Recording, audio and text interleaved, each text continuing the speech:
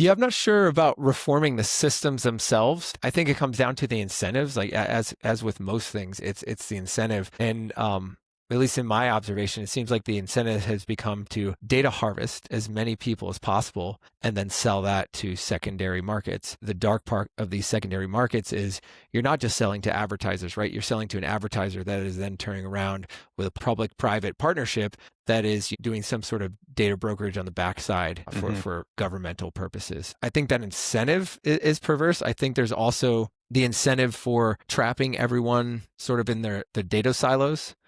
You know, like if you're already on some platform, we'll call it Google Drive or iCloud or whatever, there's this sort of incentive to keep you there.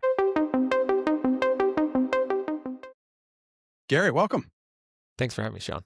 Absolutely, my pleasure. It was great seeing you last week at Bitcoin Veterans, which I definitely want to get into. A lot of work, and I think the reason, in addition to just finding you to be a fine and outstanding human being, is you've got an interesting career arc, and so I think it sort of serves. I'm sure you've heard this before, as a great uh, indication of how someone can transition from what some of us might call sort of, being part of the machine into building the alternatives. And so, with that, let's start here. You spent, if I got it correct, 11 years in Navy intelligence straight out of high school.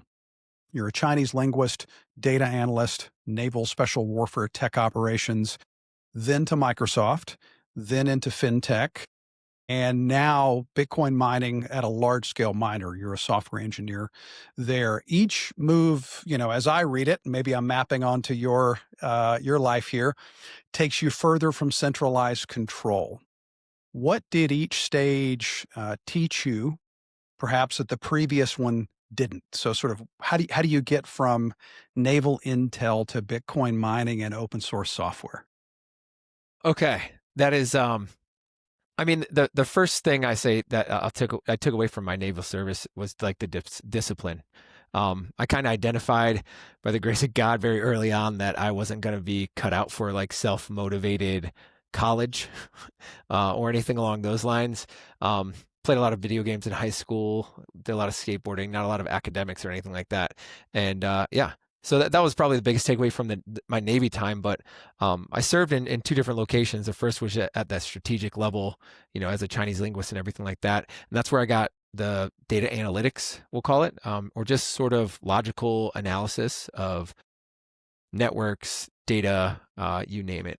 Um, and so that the first time I ever wrote code was some Python in that role, trying to parse out some CSV files that were too big to fit on the thin client computer that we were using. And so I had to do it all server side, and that required learning some Python.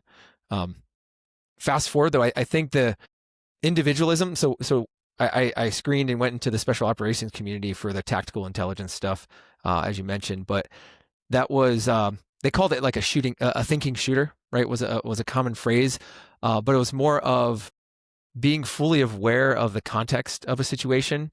And even if you don't know the specifics of a different domain, you at least need to know like surface level of a domain, right? So we would deploy in these things called cross-functional troops, which meant, myself as a signals intelligence specialist, that was like my bread and butter, right? I could speak to that. However, because we cross-trained and collaborated so much in our individual deploying units, I could actually talk to intelligently and sort of brief anybody on the capabilities of my other verticals, right? The other cross-functional members of my team. So we had a number of those different ones, but what that impressed upon me was just the highlighting the ability to, you don't necessarily need to know the answer, but you need to know where to find that answer. And then just I further deepened my technical skills, right? I was running black box radios that had a Linux command line very often, and dabbling around with Kali Linux, if you're familiar. That is a penetration testing version of Linux. But yeah, those were probably the two biggest takeaways I had from the Navy, um, and just the discipline and the motivation to just do things, right? Like you can just do things. Largely, you had to get permission. Um, but one of the other things within the special operations community about that thinking shooter idea that they try to ingrain in everybody was you can just do things, but when you do it, you better have an answer as to why you did it, right? And so you might have been called out because it wasn't necessarily according to the plan as laid out by commander or whatever. But if you had an intelligent reason that you could do it on the fly in a highly dynamic environment and it made sense, nobody's going to come down too hard on you for doing things like that. Um, and then Microsoft, a couple years there, it was just cutting my teeth in the professional software environment. I got embedded into professional build pipelines and learning code review and mentorship and everything like that. And really, it was a fantastic resume builder. I think first job right out of the Navy, to get some sort of credentials for whatever those are worth on my resume, and really learn from some very, very talented individuals. Think of, you will, what Microsoft stands for and the people that work there, but they really are good at recruiting and holding on to some very, very bright minds. And so I took full advantage of asking those bright minds how to do it, where to do it. That's where I got guided into the Rust language ecosystem. I was looking, I didn't have a CS degree. And so I knew I needed a systems language, right? Like C or C++. And my mentor at the time was like, hey, go learn Rust. It's this newer thing. It's kind of clunky. You're going to suck at it at first. But if you learn this, you'll have a very bright future in engineering. And I think it holds true now to this day. Yeah, I'm also a Microsoft alum, so just learned. I look back now and learned so much of what has been formative for me. When you think back, and I know, Gary, things are not always, you know, by design. You reached a point in the Navy and decided, I'm now going to make this very logical, orderly transition. I think it's convenient to sort of map that on. At least for me, that's not been the case. But was it, what? Let me ask it this way: what sort of motivated the transition um, out of the military into big tech, as it were?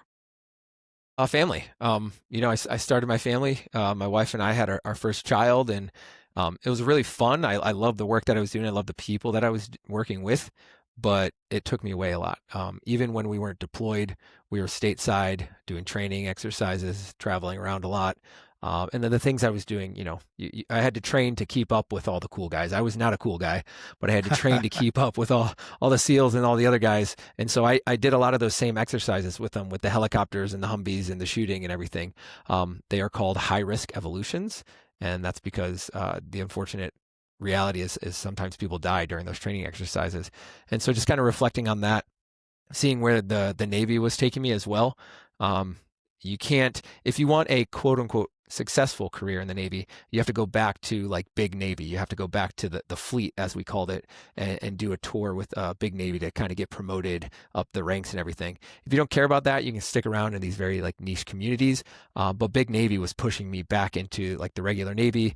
I was slated, I actually had orders to go back to Hawaii for a tour of duty there. I was at middle management, right? So I was a chief petty officer, E7, so senior enlisted, and that meant I was dealing with more people problems than technical problems, and that comes with its own sort of fun, we'll call it. But I was really fed up with just the bureaucracy of the Navy as well. So you have the family, you have the lower risk tolerance, you have the middle management bureaucracy that I was dealing with. And then lastly, it pays better on the outside. And I saw an opportunity with software engineering. And I had a friend that I was actually from my unit, went to Microsoft, and he's like, oh yeah, Gary, come here. If you do half the work that you do now, you're going to just absolutely destroy everybody and crush it. And not to toot my own horn, but that's kind of what happened. Showed Yeah. up and started performing well and above my peers just by showing up on time, doing what was asked, which was kind of mind blowing from a certain perspective that was not the norm. I mean, imagine that's bringing that discipline with you is a huge benefit. So you were within Microsoft, it was Azure and machine learning, is that right? Well, I started off actually in O365, so on the Hmm, Exchange team. okay. Um, we were the first team that when the data center cut over the racks, so the actual physical server racks, we were the foundational. Some people call it substrate, but it was like the foundational bits of Exchange, and we managed those. So we would deploy the deployment framework, the networking framework, the core database framework, and a number of other kind of like very, very base level fundamental requirements for Exchange itself. And I did that for about a year. And then I transitioned to Azure Machine Learning infrastructure team, where we manage the Kubernetes cluster that handle all the Azure machine learning work. And was there, I mean, here too, maybe there's a connection, maybe there isn't, but Intel, some would call that surveillance, you tell me, in It certain can be, it aspects. definitely can Yeah, be. Yeah. yeah, yeah, yeah, yeah. To building machine learning infrastructure, which, as we've seen, I mean, you were long gone, but I'm thinking about Microsoft being pressured into canceling, I believe, their contract with Israeli intelligence. So, not to overdraw that point, but was there sort of an observation, I wonder, that what you were building and operating within Navy, Intel, and then Microsoft, dramatically different, virtually the same? Any sort of takeaways as you look back on that, in terms of, okay, we're building machinery of centralization and surveillance, or not so much? Yeah, I mean, I think there's definitely an aspect to it. As you understand, being at Microsoft, there's so many verticals, though, right? So it didn't dawn on me that I was directly building, the apparatus that will control and surveil everyone.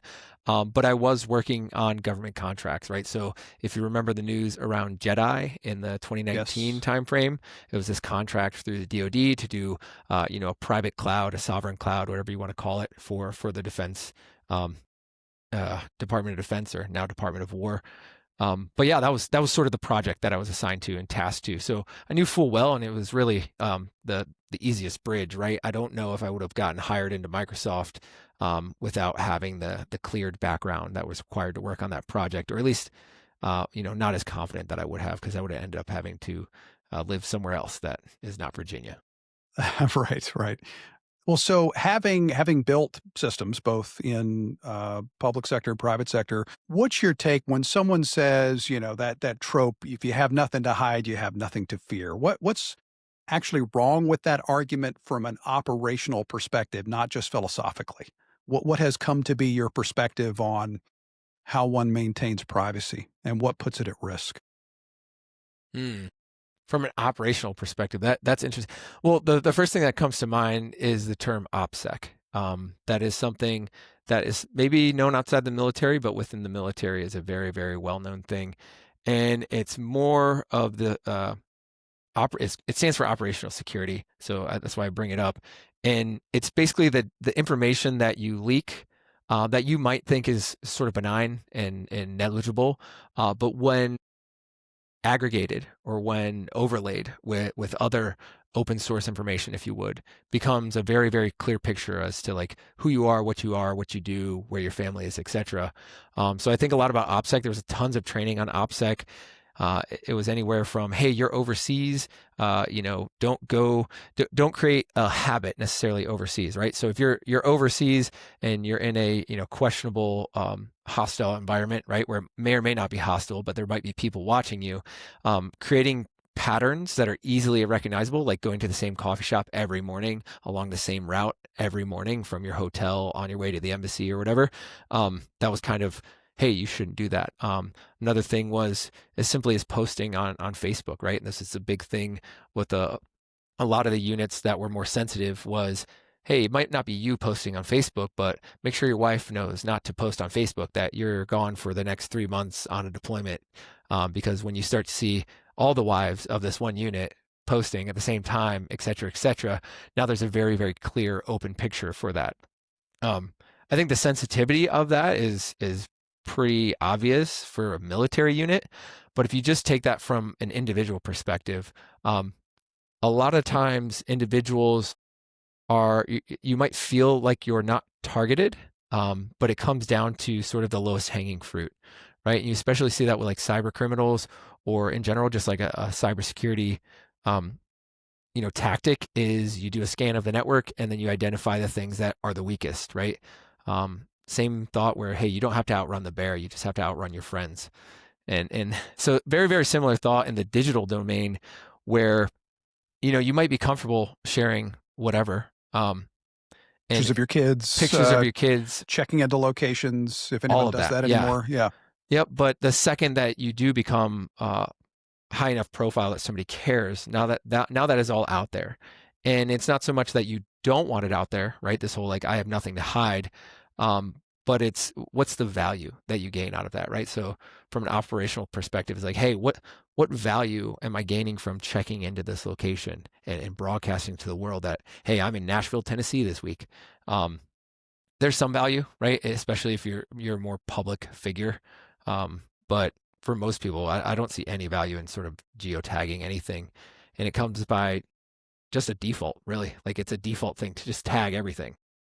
Yes. And I think so many systems, so many consumer applications, the Facebooks, Meta more broadly, the default behavior is to share, right? And maybe that fits into the category of a dark pattern, but I think to your point, it becomes the default behavior. It becomes the least friction that you can experience in these apps, and therefore you're sharing tremendous amounts of data, which we all know sort of the stories of breaches and where that ends up. If we take the two together, if we take public sector intel and we sort of zoom out and look at NSA and a lot of the nefarious programs and things that we've learned before, during, and after the Snowden revelations, and we look at big tech, can those systems be reformed, or are they fundamentally broken in terms of what perhaps once was an admirable, noble claim to use of intel, but what I think, tell me if you disagree, is now widespread abuse? Yeah, I'm not sure about reforming the systems themselves. I think it comes down to the incentives. Like as with most things, it's the incentive, and at least in my observation, it seems like the incentive has become to data harvest as many people as possible, and then sell that to secondary markets. The dark part of these secondary markets is you're not just selling to advertisers, right? You're selling to an advertiser that is then turning around with a public partner or public-private partnership that is, doing some sort of data brokerage on the backside for governmental purposes. I think that incentive is perverse. I think there's also the incentive for trapping everyone sort of in their data silos. Like if you're already on some platform, we'll call it Google Drive or iCloud or Right. whatever, there's this sort of incentive to keep you there.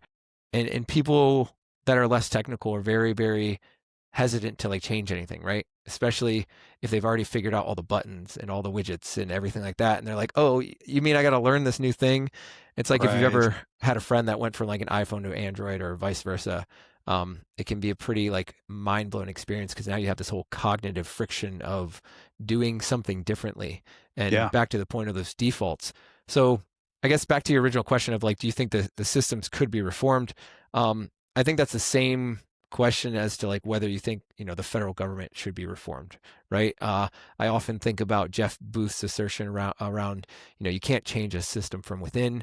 You have to take your time and your energy and your focus and start dedicating it to a separate parallel system.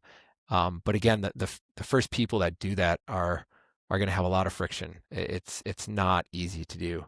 But I do see hope, right? And it's a slow, long grind, but data sovereignty, as I call it, or data superiority, if you want to put it in like a military lens along the lines of Right. like air and space superiority. I think that comes over time with people taking back their individual data sovereignty. So it's not going to be that the systems are reformed.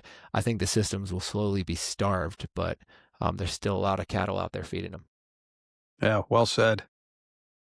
You last week on the heels of, I think, which was a terrific Bitcoin Veterans Summit, made a public appeal to a Tennessee elected official with regard to privacy. Tell us a bit more about that, and then let's talk about whether legislation can actually create or protect privacy. What's your take there? Yeah, interesting. So to put context on this was the Speaker of the House of Tennessee, Cameron Sexton, came out and did just an opening welcome message for the Bitcoin Veterans Summit at Bitcoin Park there. And in the conversation prior to going up there, we kind of just discussed some brief things, but the Samurai wallet case was something that I sort of brought up. And when Speaker Sexton got up there, he kind of went on to talk about how, Tennessee understands privacy and understands this, and they're number one state for federalism. And there's some billboard with the guy's face on it that talks about how they're the most conservative legislator in the United States, and this, that, or the other. So after the event, his staff actually reached back out through some channels to learn more, right? He was interested in learning more about what this digital privacy thing was, and have some more, suggestions or topics to discuss. So I saw that as an opportunity to, if I'm going to inform this speaker, it'd be good to inform as many people as possible. And so I started and not put to pen exactly, but put to digital pen this open letter that really focused on Tennessee, but I think it's applicable, right? It had a very intended audience, but it's sort of applicable to any other jurisdiction that might care about their citizens. It might care about the digital privacy of their citizens. We have pretty well-established case law for like code being speech, right? If you look back to the 90s and the crypto wars there, I was not around, maybe you were, but some precedence was set there that I think is some very strong precedents that we can reference, and just the Fourth Amendment of no search or seizure, no unwarranted search or seizure. You combine those things, and privacy is really a human right here. And so the appeal was largely made to the Tennessee legislator, and my understanding is he's got some sway in some other circles with the Republican Party and all that. So I took that opportunity to pen it and basically lay out the case for why privacy, why the tools for privacy, and specifically Samurai Wallet, should not be prosecuted, and how I think and how I hope that Tennessee could lead the way as a codifying, these digital privacy rights. So like put something in the Tennessee Constitution or in the legislation that really, really establishes that your digital person will not be searched or seized without your consent. That being said, nobody's come to save us. There is no, there's no savior here that's going to pass some law magically. Yep. At the end of the day, the Constitution is sort of a dated document. It's just words on paper, right? But it's an idea that we can base our thoughts and our actions around, and most importantly, our actions. So while I'm somewhat hopeful and optimistic, just because there are politicians out there that seem to care about this or seem to understand that it is a fundamental human right for privacy, I think really at the end of the day, we're going to have to create the tools that enable this by default, right? I was talking with somebody and they pointed out the case that digital privacy specifically is legal protection, right? There is, if your data, if your contract, if your business dealings or your personal dealings are not exposed to the legal system because you use them in a private manner, and you're able to settle and moderate and handle those dealings in a private fashion, you never have to get the state involved, right? If two willing participants engage in a peer-to-peer contract and they're able to settle that outside of the existing system, that's where privacy is protecting them from legal ramifications. Absolutely. It's protecting them from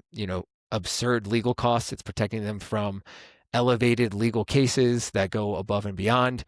So I think there's an opportunity with cryptography and the mathematics in this digital revolution that we live in within the Bitcoin, Nostr, Freedom Tech, broader Freedom Tech world, where we can develop and craft the tools that allow us to more specifically outline the terms of contracts, or more specifically outline things, right? And you can get into these, web of trust, reputation-based systems. You mix that with, advanced technology like Miniscript on Bitcoin, where you can kind of predefine conditional contracts directly within the Bitcoin protocol itself. And if we're conducting business and, there's some issue, but we've already outlined that in whatever smart contract or whatever cryptographically guaranteed or trust minimized way for the technology that we're using, and we can maybe outsource that to I don't want to say a trusted third party, reputationally trusted third parties, right, to sign on behalf of it's called the Oracle problem a lot of times, and you see it commonly referred to with discrete log contracts, which is a fancy way of saying we're doing a bet. And so if there are this reputation that's built around keys, and you can create a reputation around a key, that key can then be used as an oracle for contract mediation or dispute, resolution. You don't ever have to get the state involved, right? If there is a way to enforce these things digitally, and at the end of the day, everything digitally is a Boolean, it's a 1 or a 0, right? So if you can enforce and design business deals or business structures that are digitally native first and foremost, and there's always a Boolean outcome, I think you can protect yourself from legal ramifications by participating in those systems.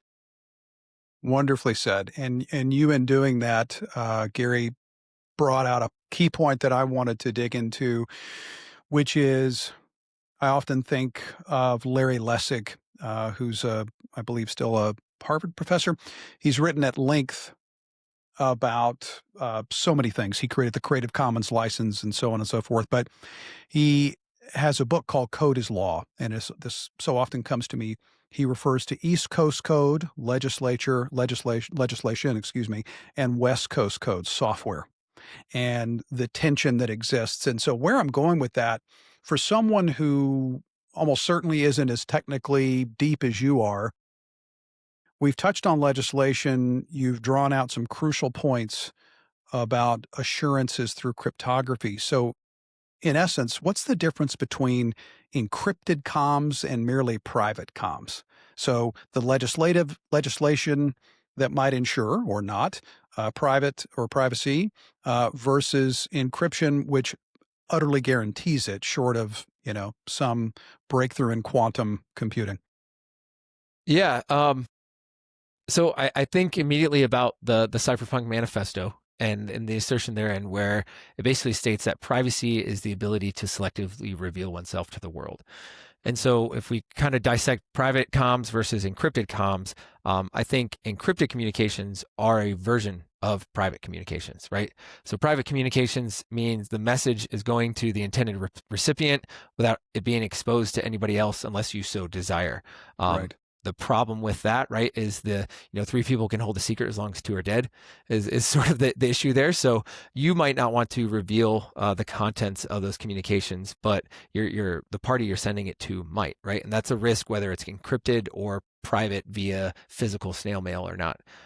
Encrypted comms, I think, are just directly applicable to the digital space, right? If you want private comms, it is a felony to open somebody else's mail, right? That is a felony charge. And if you look back into the history of the post office is one of the most based privacy forward Yes. organizations to exist, where they were the key communications platform for revolutionaries, right? Was the United States Postal Service. And so there are very, very strong legal protections for the privacy of your mail. It's a felony. They come down hard on you if you're going to open or tamper with anybody's mail.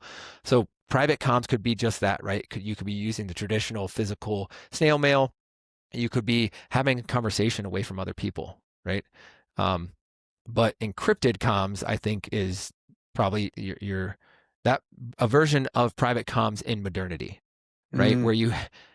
Where there's probably, I think, one of the biggest things you could think of the difference is with private comms, whether I'm writing you a letter or whatever, is I have to trust some other parties not to tamper with it, not to mess with it. I have to trust that nobody's pointing, a long range microphone at our conversation out on the side of the building. Whereas in encrypted comms, you have mathematical guarantees that the only person able to decipher that communication and view that communication is the holder of the key, right? Or whatever key you're using to do that encryption. That's not to say that they can't decrypt it and then publish it wherever, but it becomes a lot more secure. It becomes a lot more private than your traditional forms of private communication because, to my knowledge, no amount of physical or kinetic energy can break modern encryption. Yes. And I think that perhaps then takes us naturally to, with the backdrop of centralized systems, with the, I hope, reemergence and deeper understanding at the legislature as to the importance of our First and Fourth Amendment enshrined protections. Let's jump to this. So Bitcoin specifically and freedom tech more broadly, people will use the term permissionless. So again, for those perhaps not as deeply entrenched, what does that actually mean in practice if someone is trying to check out of the surveillance machine, avoid debanking? Like, what does permissionless mean in practice? I think permissionless means in practice, if you have the bare, we'll call them resources, to participate. In the instance of Bitcoin, it's the internet and software, and it's not even the internet, right? You can participate in Bitcoin with a pen and a paper and some dice. So I think it's more of in practice, it's the ability to not involve anyone else, but still be able to use the technology, right? So I can go sit in my cave and I can create a 256-bit number, and now I have a Bitcoin private key that I can do all the math by hand if I truly wanted to. Now I'm not crazy enough to do that. Maybe you, not me, but you. Yeah, yeah. But I see permissionless in practice being at the end of the day, in the worst possible case scenario, you have the ability to yourself go through the arduous process of exiting from whatever that is, or conducting business in whatever system this is, without needing to involve anybody else. It makes me think a lot about interactive versus non-interactive protocols when it comes to like cryptography and just in general. Interactive meaning like we have to exchange some messages to do this cryptography, and non-interactive meaning I can just do this myself, right? And that's you could do that in a number of ways. I think about a one-time pad, which is a way of like doing a specific type of encryption. I don't need anybody else to encrypt something that way. I will need to give you that that code for you to decrypt it, but I can sort of participate in this without needing anyone else involved. Much in the same way, if I'm doing the Nostr thing, I can generate this private key completely offline by myself, and I can create and sign messages that once broadcast, or not even broadcast because I can send it just to one person, but once it's sent, the guarantees of the technology, the assurances of that technology, whether it's the authenticity or the verifiability, don't require anybody else to be involved, right? It's just math at the end of the day.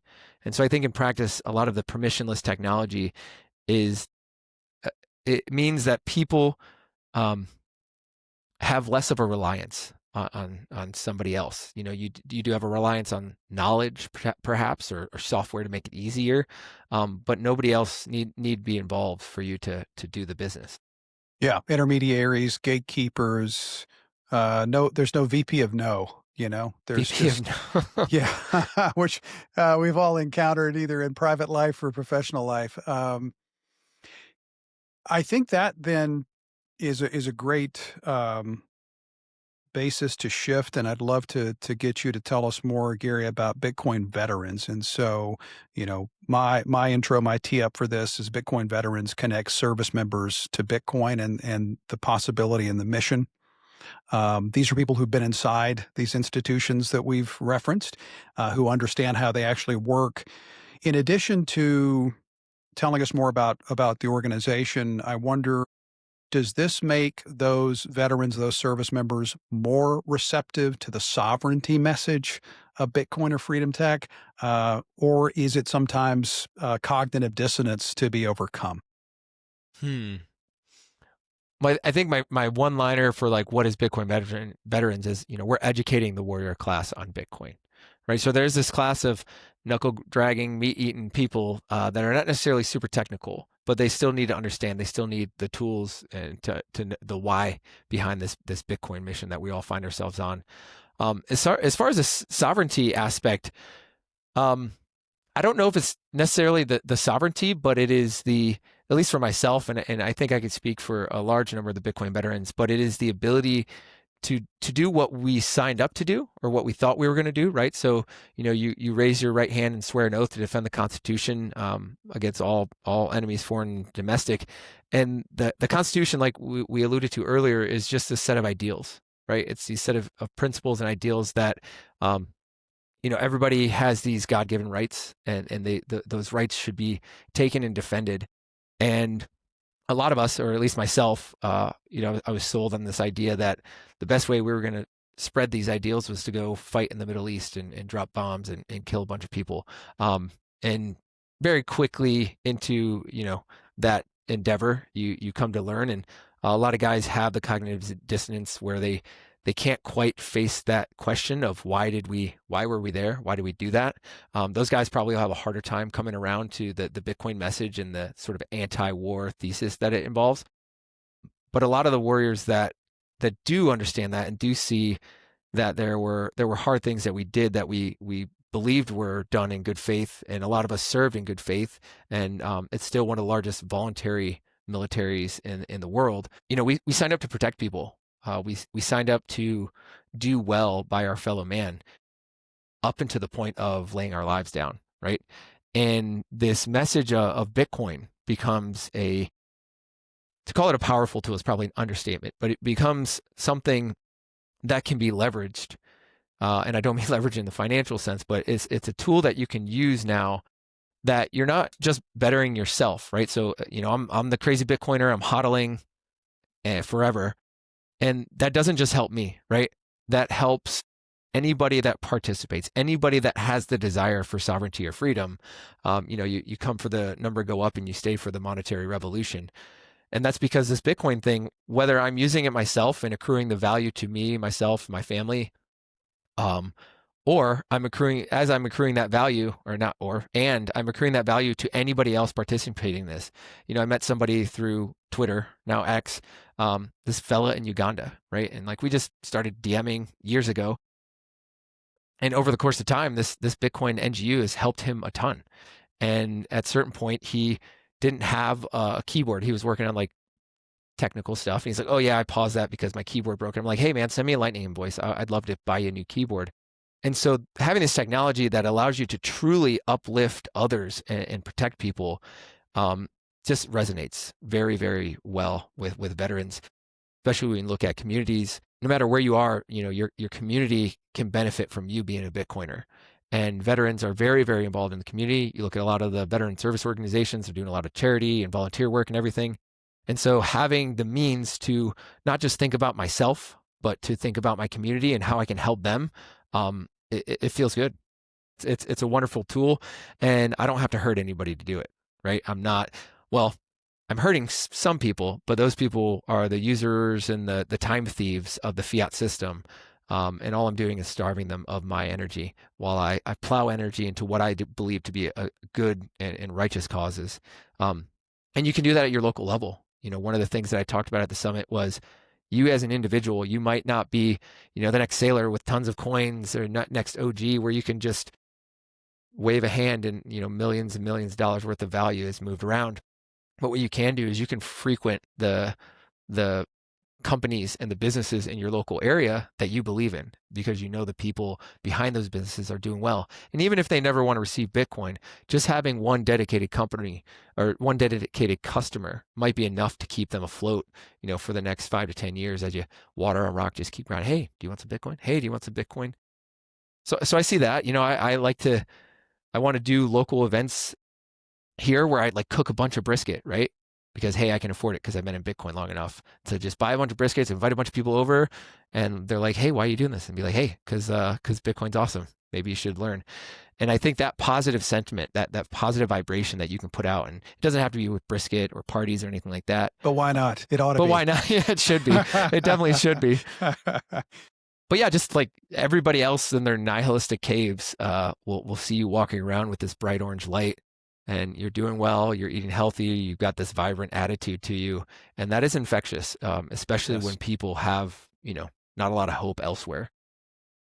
Be the change. Amen, brother. Yeah, veterans are action prone, right? We Yes. do the thing, right? It's Yes. we don't just sit by and do nothing. A lot of us are motivated to get off our asses and make it happen.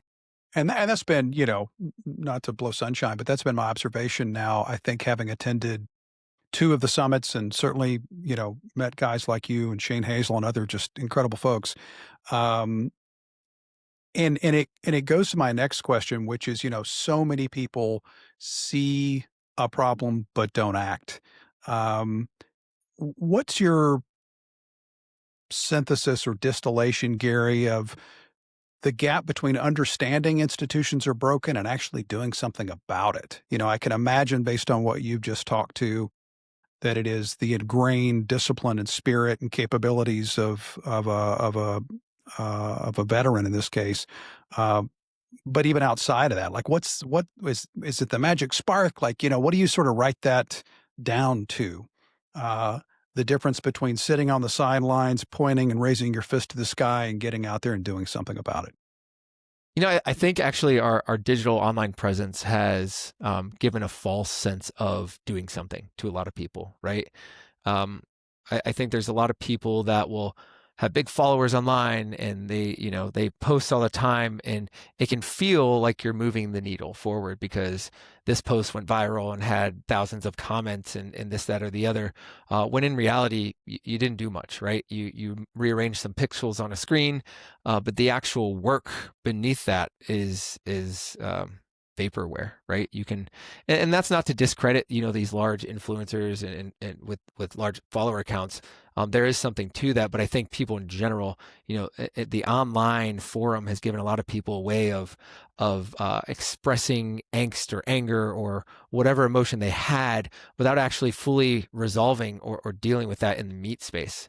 It prevents a lot of people from engaging with others that are like-minded or have similar shared values. And great things happen when men come together in a room, right? And whether that's for good or for bad, you don't really get change without the physical space manifesting itself. So tons of people are just online activists, keyboard warriors. Myself, I post a lot online on Nostr, random thoughts here and there, but it doesn't, like, you're posting on Nostr, like, it might net you a few sats these days, right? You might earn some small amount of income there, but you're not going to change anybody's mind. Text is a inherently flawed communication method, especially for humans. We have eye contact, body language, tone of voice, all this other stuff, and you remove all of that with text. And so you can feel like you're doing something by putting text out there, but really you're not moving the needle at all. And that's where I think the resurgence of third spaces and physically engaging with people, going out and being actually a part of your community, right? So it's one thing to have the opinions online, but it's another thing to go, to church on Sunday and talk about that post that somebody was so angry about and replied so angrily about your comment. I think a lot of people are afraid to sort of engage in the meat space based on that, but they're happy to sit down and type out on a keyboard. So I would challenge, like most people, like if you post something inflammatory online or you don't even think it's inflammatory and somebody replies and you know that person in person, right? In the real world, go get lunch with them and just talk about it and just be like, hey, like why did this upset you? Or, hey, why did you think about that? We don't have enough in-person conversations anymore. We don't have enough dialogue in person anymore. And I think you can see that reflected somewhat with the podcasts, right? Mediums like this or Joe Rogan, where it's like two people sitting down and having a conversation, not Yes. just a text exchange, has really, really resonated with people. And I think we could take that to the next level if we just did more in-person things. Yes. Yes. Yeah, I won't dive into a tangent, but I'm thinking of a controversial interview. Well, I'll just say it. It was Tucker and Nick Fuentes. Yep. Um, not to go get into all of that, but what I admire about that particular style of conversation, and certainly I think they both benefit from it, but ultimately these were individuals who've been sniping at each other. Pick your arena, pick your individuals, pick your subject. When two people who presumably are at odds and perhaps even enemies can sit down and have those conversations, to your point, I think we all benefit and we need a lot more of that. If we zoom out, Gary, we've talked about, I think, Bitcoin freedom, tech sovereignty at the individual level, your career arc so far. We've talked about organizations, certainly Bitcoin veterans. If we then look at nation states, so you're now a software engineer with a large scale Bitcoin miner. You've got Mandarin fluency, your intelligence background that we talked about. What's going on in your mind at the nation state level with regard to Bitcoin? What is the desired outcome and what's really at play, do you think? It's a big question, so tackle it however you feel like. Yeah, and it's honestly hard to say because my focus has been, I did start very strategic, high level in my career, looking at China and everything like that. And I've paid somewhat attention to the national stage recently, just being I'm close proximity to DC. Um, So I couldn't tell you what's happening on the global stage. And that's by design, my sanity. Like, we're not wired to know what's Right. happening. I'm sure there's Locus still of control. yeah, there's still some threat of China invading Taiwan. There's probably still some conflict in Ukraine. There's some atrocity in Gaza or somewhere else in the Middle East. Um, Well, let and, me and reframe it. And I did a poor job of that, perhaps. What do you think, or what have you observed? What are the stakes? Like, what does nation mm, state Bitcoin adoption look like? And then, by all means, let's weave a bit of mining insight into that. What would it look like for a country to succeed by whatever definition at large scale Bitcoin mining? Why is it of strategic importance? I mean, specifically at mining, I think, and I think this is just generally, but the best, in my opinion, the best form of government, and the one that gets out of the way of innovators and problem solvers. Yes. So that was one of the things that I was hopeful with. I did show up to the polls last election. I wasn't going to, but just getting the giant 1,000-pound gorilla that is the federal government off of the industry's back was something Yes. worth going out of my way to participate in this farce of a democracy. But I think for mining specifically, um, yeah, it's just going to be the nation state that leaves their people be. You could have forced nation state, hash soft war style mining competitions, but the longer term mining thesis that I hold is, one, if you're a company that has major overhead, let's say a public company that has to do all this regulatory and compliance stuff, mining is not your best friend at all. You have a guaranteed revenue that trends to zero with the halvings every 4 year. And it is ruthlessly competitive because, back to that permissionless tech we were talking about, all you need is energy and the smallest amount of bandwidth to start Bitcoin mining. And you can get off to the races and started, whether that's a small hydro mine or some natural gas well that's flared. And so along the lines of like the nation that gets out of people's way, if the United States would just get out of the way of the mining industry, there are tons of people out there looking for abandoned or stranded energy that will go consume it, build out the infrastructure to a point where, hey, all the consumers around here are not Bitcoin miners anymore. They're like people or industry or whatever, and that Bitcoin mining will move on. So I think we'll continue to see that play out in jurisdictions that allow for it. So that's going to be a lot of good infrastructure build out. I think the second wave of Bitcoin mining that we're going to see is the hash rate heating.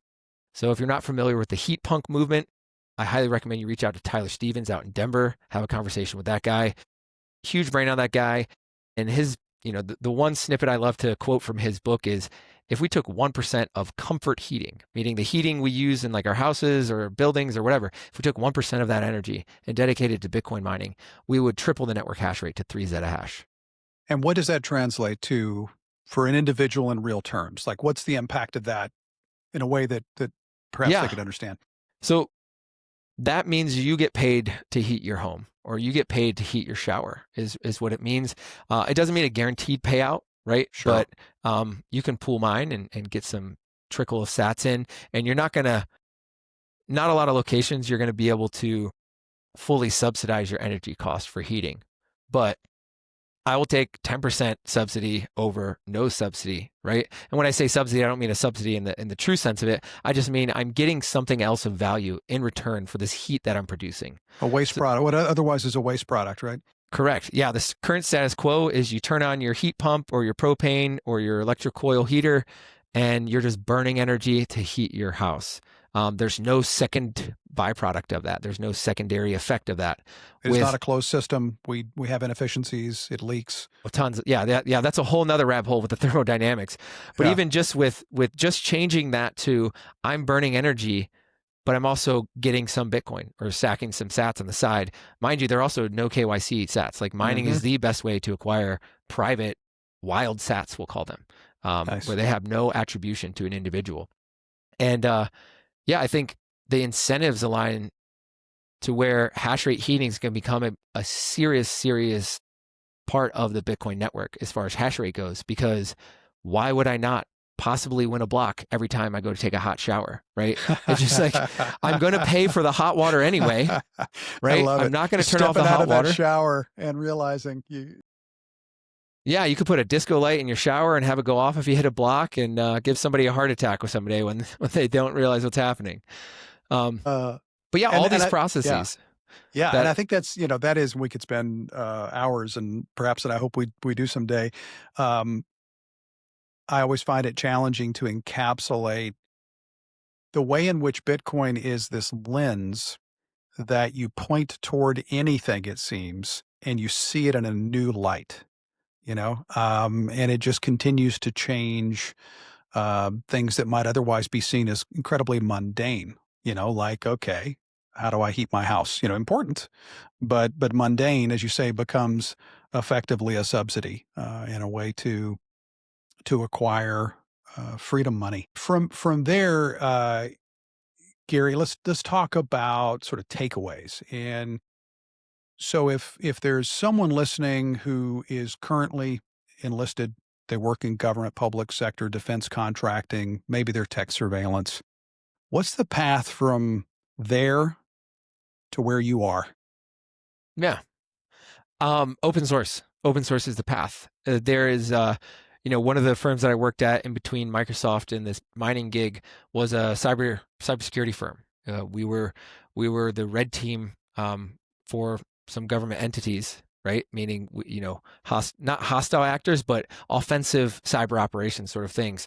But during my time there, and really just during my time in the Navy as well, it became really apparent that this sort of open source hacker culture is very much alive and well in the cybersecurity realm. So a lot of the cybersecurity folks that are serving in government, right, and there are a lot of good folks in there that do it for the right reasons, Sure. um, but they already understand the power that is open source. One of the products that I was managing at this company, well, it was a private proprietary product. We had our own special hardware, but the entire software stack was completely open source. Right? It was using Ansible to build out this entire cyber operations framework that used GitLab, that used Hashcat, which is like a password cracking utility for cyber operations team, and the whole thing was built from source, from free and open source software. So the understanding of the ethos, the understanding of the technology, the understanding of information sharing, right? Because that's ultimately what software or open source software is I'm sharing code with you so that way we might both benefit from it, right? The best type of inflation is the inflation of ideas, where I share an idea with you, now we both have that idea, right? And there are more ideas proliferating through the world. So there's a lot of folks, I think, in this defense world, and it is very tailored to the technical folks, but they get the promise of open source software. And, while they hold these ethos, very close to their chest, the incentives are still broken, right? They can still make gobs and gobs more money working on a private, cleared contract than they might be able to out in the wild, right? In the private sector instead of the public sector. So that would be my recommendation: is if you're in tech, if you're in government, look into open source. It's crazy. I think even if you even look at like the local government layer, there you could probably keep everything open source. Which, first of all, I think everything should be in local government should be Yes. open source. But there's probably somebody in your jurisdiction that will go through and organize all your GitHub issues for you for the county government, right? Like just because they got nothing better to do and they think it's fun and entertaining to do that. But we've put all these gates and walls up between us and our public servants and the data that is generated. And I would love to see that torn down. So if you're in a position to do that from whatever seat you sit in, or if you're looking for an opportunity to break away from that, look for open source tooling, because there's probably some tool out there that you can use to do your job better, right? And become a better public servant or contractor or whatever. But you can get your foot in the door in an open source project. And really that helps you build this proof of work resume. When I first tried to get into Bitcoin as an industry, and I was like, oh, sweet, I'm going to go do all this Bitcoin stuff.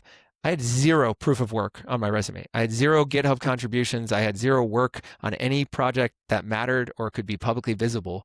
And so it was really hard in this, reputation-based industry that is Bitcoin to get recognition for that and to get anybody that would be willing to talk for, an hour to see about hiring me. So if you're looking and you're in the government or you're in contracting, look for open source projects that you can contribute to. Do it in an open manner, contribute to that, get involved, and then you can leverage that as a, hey, I did this thing. Here's all this open source stuff that I did. And it is a public, just like the Bitcoin blockchain is public, it's a publicly viewable ledger of all the things that you've done and the proof of work that you've committed to drive forward this ethos and this program that is open source technology. Fantastic. And then I'll be sure, of course, it's in the show notes, but what's your invitation, your call to action, Gary, as to veterans specifically and Bitcoin veterans as a pathway? Yeah, the call to veterans is just start, like just learn. There's a lot of Forex traders I met, a lot of people that like to try to day trade this, that, or the other, especially on deployment. They could trade later hours. So a lot of people might already understand the NGU thing. But my call to action for veterans is take a deep look at our monetary system, the US dollar, and what it enables. Be open-minded to hearing that message and just ask questions, right? And you don't have to ask questions online. You're gonna get a skew of questions on Reddit or whatever. But reach out to Bitcoin veterans. We've been where you were. Many of us serve in very much the same units, and reach out and just ask the question. If there's something that is blocking you or whatever it is, I think the most common one is just not knowing anything about it. Right? There's nothing that really prevents anybody from getting into Bitcoin or learning about Bitcoin or using Bitcoin, except for the fact that they have no idea what it is or what it does. So if you're a veteran out there listening, reach out, bitcoinveterans.org. You can find me, primal.net/Gary.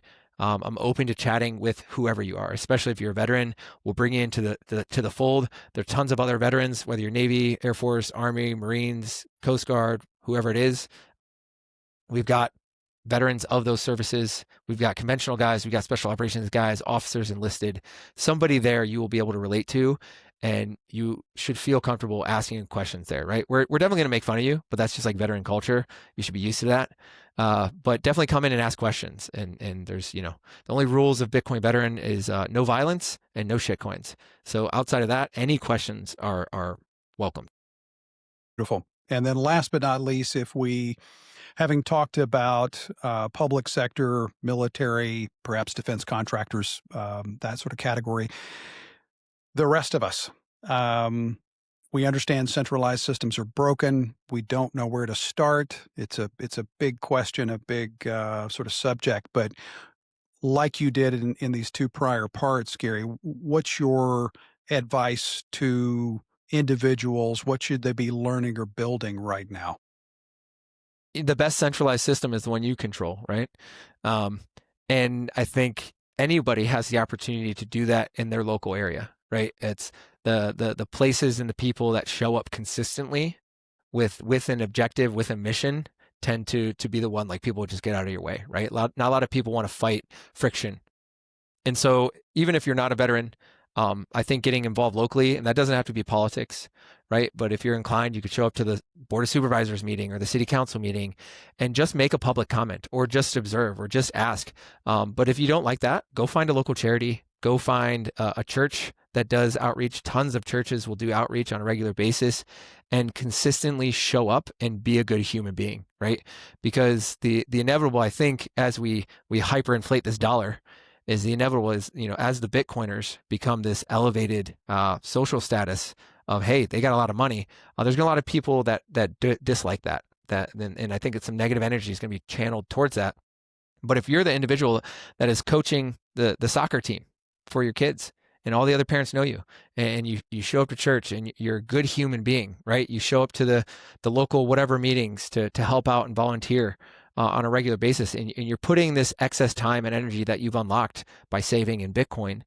If you put that to good use in your direct immediate area, I think you're going to be rewarded. And you'll be rewarded with connections. I think you'll be rewarded just like spiritually and internally. Like, it feels good to help other people. It's not for everybody, right? Some people have social anxiety, but there are a number of ways you can just donate your excess capital, right? If you are doing well for yourself, if you don't want to engage with people. But I think consistency and then action are the two biggest things. So, like, pick a cause and continue to show up. I think there's actually a huge opportunity in, like, the ham radio space. There's a lot of older guys that are running these ham radio clubs. So if you're a little technically inclined, you want to pass a multiple choice government test, you can get your ham radio license, join the local club, and there's probably some prime real estate where they have their ham radio towers set up that are going to be, going to the highest bidder if nobody shows up to participate and be involved with that club. So for a very, very concrete one, get involved with ham radio, but otherwise any sort of community activity, consistently showing up and doing work is probably the best way to contribute. Love it. Proof of work. Gary, really appreciate it. This has been tremendous. You've left us with a whole lot of insight and things to go get done to help out, to help ourselves.